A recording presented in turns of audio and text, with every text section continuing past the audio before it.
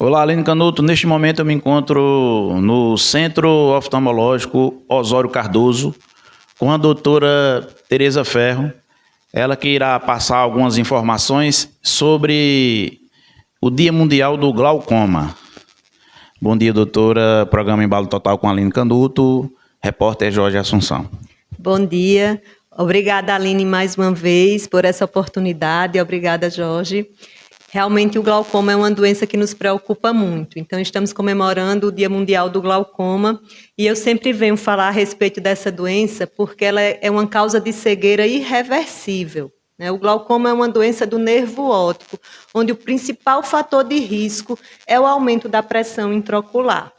Então, o maior problema do glaucoma é que ele, na fase inicial, você não tem sintomas, você não percebe que a sua visão está ruim, porque você começa a perder a visão mais aqui, lateral. A sua visão de frente, ela está normal, mas ali a pressão está alta e vai destruindo o nervo óptico, né? Então, a gente precisa estar bem atento a essa doença e lembrando que só o médico oftalmologista é capaz de fazer esse diagnóstico. Então, a gente precisa ter muito cuidado com isso, porque é uma doença assintomática na fase inicial. Quando já está mais avançado, aí sim o paciente percebe que não está enxergando de frente. Mas o maior problema é que você vai perdendo essa visão lateral e você não percebe tanto que está perdendo a visão. Ok. Doutora, e assim, quais os sintomas que a gente, como paciente, a gente vai perceber ou talvez não, né? Não perceba. Pois é. Como eu falei, é uma doença assintomática na fase inicial. Então, o paciente ele precisa estar com a sua consulta oftalmológica em dia, né? O médico oftalmologista, durante o exame, ele vai verificar a pressão do olho, fazer o exame de fundo do olho para avaliar como é esse nervo. Então, o principal fator de risco é o aumento da pressão, como eu já falei. Mas existem outros, né? A história familiar. É muito comum isso. Se você tem um irmão com glaucoma, você tem que estar atento, você precisa ser avaliado, porque você tem uma chance maior de ter o glaucoma. A idade, né? Os pacientes acima de 40 anos precisam estar fazendo a consulta regularmente. A raça negra também é um fator de risco. Além dos asiáticos, que têm uma chance maior de ter o glaucoma de ângulo fechado, porque existe o glaucoma de ângulo aberto, que é o mais comum, o que está na maioria da população, mas existe também o glaucoma de ângulo fechado. E esse glaucoma de ângulo fechado, às vezes, ele pode levar a uma crise de glaucoma agudo.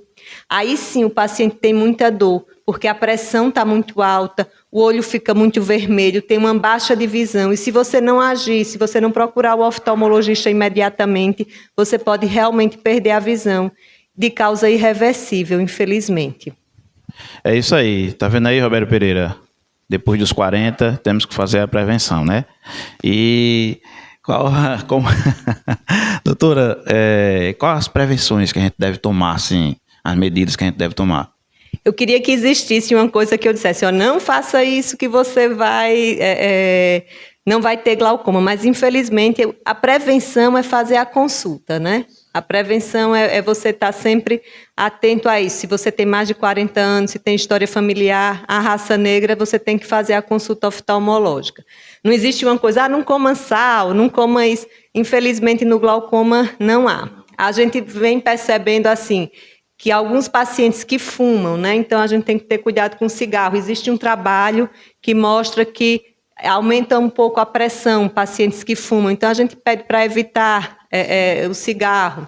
Alguns exercícios que você fique de cabeça para baixo também, a gente vem observando o aumento da pressão naquele momento, mas não é nada cientificamente comprovado assim que diga isso aqui é causa de glaucoma. A gente é mais um fator genético mesmo. Então, por isso que precisa dessa avaliação com o oftalmologista.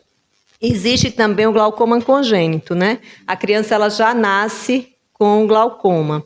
Esse tipo de glaucoma ele já pode ser diagnosticado na maternidade, com o teste do olhinho. Por isso que a gente fala muito também nesse teste do olhinho, que ele precisa ser feito na maternidade, né? O pediatra ele já está apto a fazer, e se ele observar que tem alguma alteração, já encaminha essas crianças para o oftalmologista.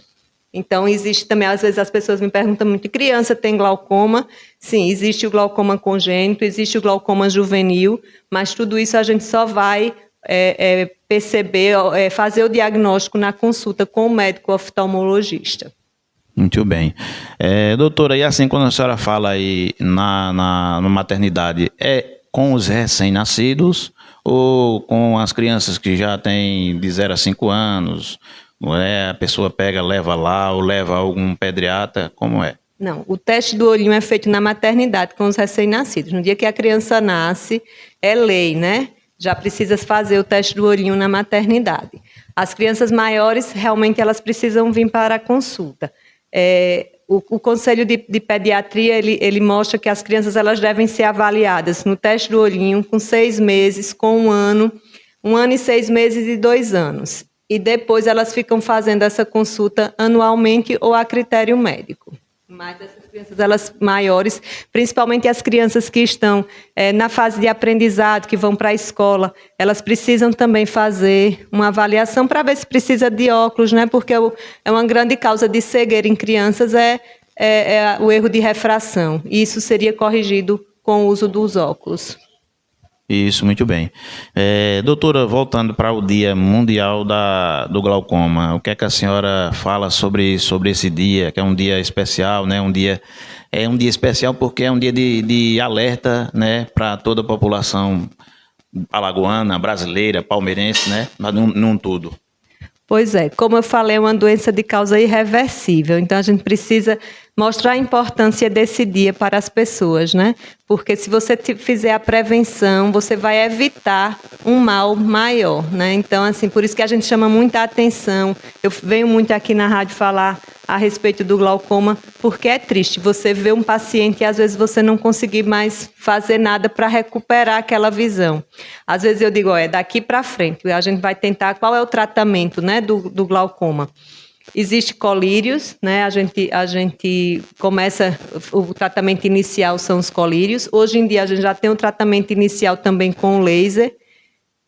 Espero que em breve esse laser seja aprovado também, porque os colírios eles são bons, mas tem muitos efeitos colaterais. Então, às vezes o paciente fica com o olho muito vermelho, pode aumentar os cílios e gera um desconforto com o uso dessas medicações. E as cirurgias nos casos mais avançados. É engraçado que muita gente me pergunta, e opera glaucoma? Né?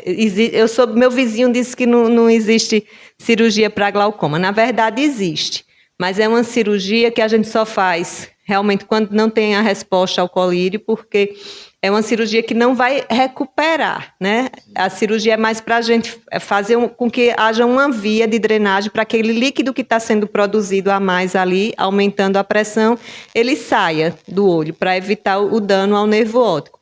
Então, é por isso que não recupera. O que destruiu do nervo, a gente não recupera. Mas a cirurgia existe, sim. Doutora, sobre essa cirurgia, ela é uma cirurgia simples, é uma cirurgia um pouquinho complicada? Quais os requisitos que o paciente, após a cirurgia, deve tomar? Eu sempre falo para os meus pacientes que o pós-operatório do paciente de glaucoma é tão importante como o intraoperatório, porque a gente precisa acompanhar esse paciente bem de perto. Então, assim, não é uma cirurgia simples, é uma cirurgia mais complicada, tá? Mas é uma cirurgia que, graças a Deus, a gente tem tido bons resultados, evitando aí uma cegueira irreversível no paciente. Mas a cirurgia do glaucoma não é como a catarata, né? Que muita gente... o meu vizinho operou e está enxergando tudo. Às vezes há essa insatisfação porque ele não vai voltar a enxergar, né? Mas é o que eu sempre digo, é desse momento para frente, é a gente segurar o que você ainda tem de visão.